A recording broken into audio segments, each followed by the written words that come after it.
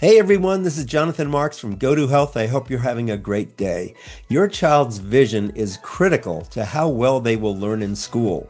If they can't see well, they can't follow what's going on and they may be more prone to accidents. Simply having a child read an eye chart during a physical or at school detects only 4% of potential eye problems. Only 4% from an eye chart. When your child undergoes a comprehensive eye exam with an optometrist, that's when you can have a complete understanding of your child's vision. And if you have a follow-up visit that's necessary, please assure you and your child attend that visit. Less than half of parents and kids make it to that follow-up appointment, and you can be putting your child's vision and school performance at risk if your child is not followed completely. To talk about all this today, we have Dr. Teri Geist. She's the president of the American Optometric Association. She's past president of the Nebraska Optometric Association and has received numerous industry awards for her distinguished service. So welcome to the show, Dr. Teri Geist. You're president of the American Optometric Association. How are you today? I'm doing great. Thank you. Good. So, as families think about their kids going back to school, why should a comprehensive eye exam be part of every family's schedule? Well, comprehensive eye exams are something that will set your child up for long-term, hopefully academic success because the eyes, it is amazing how much vision plays a role in your classroom. 80% of what a child does in the classroom is through vision. Sure. And I don't think people realize that. And so a comprehensive eye exam not only checks, can you see 20/20, but you can see 20/20 at all the distances. And so we want to make sure that you can see at all the distances, but you can focus and accommodate at all those distances for a sustained period of time. Also, binocular vision, as far as can the eyes work together as a team and sustain that. And then also the internal eye health, that's important too. So many people think that if they see okay, that their eyes must be healthy. And that is not always the case also. Lots of eye diseases don't have symptoms. So we want to make sure all of the ocular health is good and healthy. And that also tells us a lot about systemic health. So a comprehensive eye exam is important to make sure that your child is ready. Like I said, ocular health is good and systemic health is good. So it's just something when you buy the new backpack and pencils and crayons and all the things that a comprehensive eye exam is part of that checklist. Good. So I suppose a school vision screening isn't enough. And when I say school vision screening, I'm presuming that's having a kid read an eye chart. And that's not enough. Exactly. And screenings can vary, but most screenings check distance vision, which is certainly a component of what kids do in school. But it's not, like I said, everything. We have to make sure that the child can see up close and Mhm. not just for a moment reading an up close chart, but can they sustain that? And now, we do a lot, kids do a lot on digital devices. And can they do it for a sustained period of time? And can they do it comfortably? That's also Mhm. the key. And do their eyes work together as a team as far as reading comfortably? And again, are both eyes working together as a team? And can they look there and then look across the room and back and forth? Those also, the change in focusing and accommodation is also important. So Got those are it. the kinds of things that a comprehensive exam is going to check versus just the screening. Good. Now, if a child is having, let's say, a behavior or attention issue in the classroom, how could this be the effect of an undiagnosed vision problem? Well, if you think about a child sitting in the classroom and it's not clear and they're having a hard time completing, their assignment or homework or whatever, but the child next to them or the children next to them are doing okay, Hmm. and they get frustrated or they get a headache, and will they act out? Will they have poor academic performance then? Will their self-esteem go down? Will they, maybe that leads to poor athletic performance? Hmm. And will they, just like I said, just get frustrated? Hmm. And will they act out a little bit? That could happen. And so you think about how, if they're not doing well in that particular setting, how the frustration just kind of can build.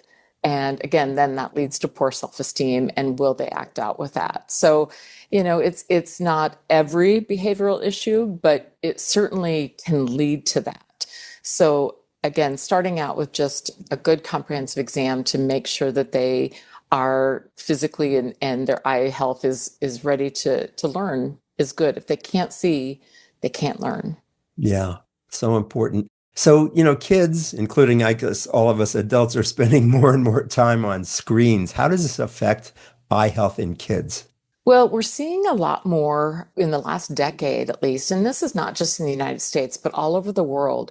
We're seeing an increase in myopia, and myopia is the nearsightedness. And Mm, so when we see a correlation in an increase in that, and it can lead to more retinal diseases.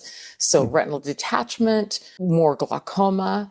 And so that wow, can lead to, really significant eye health issues. So we want to make sure that early detection is key in the early treatment. Also, if you have the genetic part of it, if you have parents, one parent or both parents that are also myopic, that actually increases the risk too. So we want to make sure that we get those kiddos in early mm, and make sure that if there's issues there, that we start a treatment regimen earlier than later, and that will help with those anatomy changes that could lead to some of those issues. got it. So let me ask a hard question. I'm a busy mom. I'm a busy dad. I'm trying to get the family ready to go back to school. What should I be looking for to know whether there's a vision problem that needs a closer look? Well, that's the problem is some kids don't know what they don't know. Yeah. So if you're waiting for your child to say, "Hey, mom or dad, I don't see well. I need to get in," that may not happen because children don't realize I see this and I hear this a lot where, and I was that kid in first grade that I remember drawing trees and just leaves were just this green mush. I Interesting. didn't realize the individual leaves, you could see the individual leaves. Mm. And, I used to think that was, is that silly? But I didn't see the individual leaves until I got my glasses. Wow. And so leaves on trees and all of those things, you take for granted. And I didn't know that everybody could see those, but you don't know what you don't know. And so parents sometimes wait for an eye exam or think they should wait for an eye exam until the child complains. Don't Hmm. wait for that. Mm. That is something that we think is going to happen. So I get it. I raised two boys. I know the busyness, how that works. So I wouldn't wait. And you sometimes kids will have symptoms, again, headaches. They may complain, but more often than not, kids won't complain. Mm. And that's the tough thing as a parent when you get busy. And I also know this time of year, school starts in some parts of the country earlier than later, that kind of thing. And it's okay if school's already started to get an exam after school starts. Mhm. We'd like it before, but you know what? In a perfect world, that happens. But sometimes life gets in the way, and it's okay once school starts and do it afterwards too. Good. Let me ask a silly question. What's the difference between an optometrist and an ophthalmologist? If I needed to go see a doctor, who would I go see and when? And do I need a referral from the general practitioner or the pediatrician? How do I get there? Yeah. You shouldn't need a referral, first of all. And an optometrist is a doctor of optometry that's the association that I am president of. Hmm. And we have 4 years of undergraduate degree and 4 years of doctoral education all on the eye, and we can treat most eye diseases with therapeutics and also do minor surgical procedures. Mm. An ophthalmologist is a medical doctor that specializes in the eyes and does most surgeries. So and ophthalmologists are more specialized, so not all of them see kids. Hmm. So that's the other thing is finding, I think there's less pediatric ophthalmologists, but most doctors of optometry will see children and do eye exams. If you want to find a doctor of optometry, you can use our doctor locator, which is aoa.org/I deserve more. And I is EYE, not I, deserve more. And so it's AOA.org/IEYE, deserve more. And that's our doctor locator. And then you can find a doctor in your community that can help you. Good. Thanks for all that information, those distinctions, and that website. So again, that's AOA.org/I deserve more. And I is EYE. I deserve more. That is, So doctor, that's are there correct. any questions I didn't ask that I should have, or what kind of big message would you like to leave with people today? And I think I can guess what it's going to be. Yeah, I think that I covered most everything. I think the biggest thing is kids don't complain a lot of times. And I think that making sure that, you just have a comprehensive eye exam yearly before we start school or right after we start school is really, really essential to set your child up for the best academic success that you possibly can. And even as we get to be adults, it's important to have a comprehensive eye exam. Every year, you're saying at least once a year. Yes, please. Good. Great. Good. Okay, that's a good guide. So folks, do it once a year, even better before school starts so that you can recognize problems before they really happen. We've been speaking with Dr. Teri Geist. She's the president of the American Optometric Association. She's the past president of the Nebraska Optometric Association and has received numerous industry awards for her distinguished service. Thanks so much for being with us today, Doctor. This has been really great information. Thank you so much. I appreciate your time.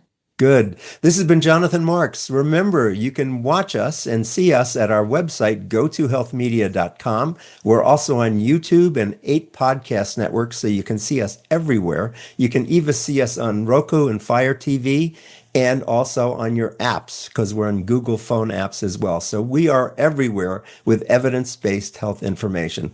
This has been Jonathan Marks with Go to Health. Thanks so much for being with us today. And as we say at the end of every show, go to health. God bless. We'll see you again next time. Bye-bye.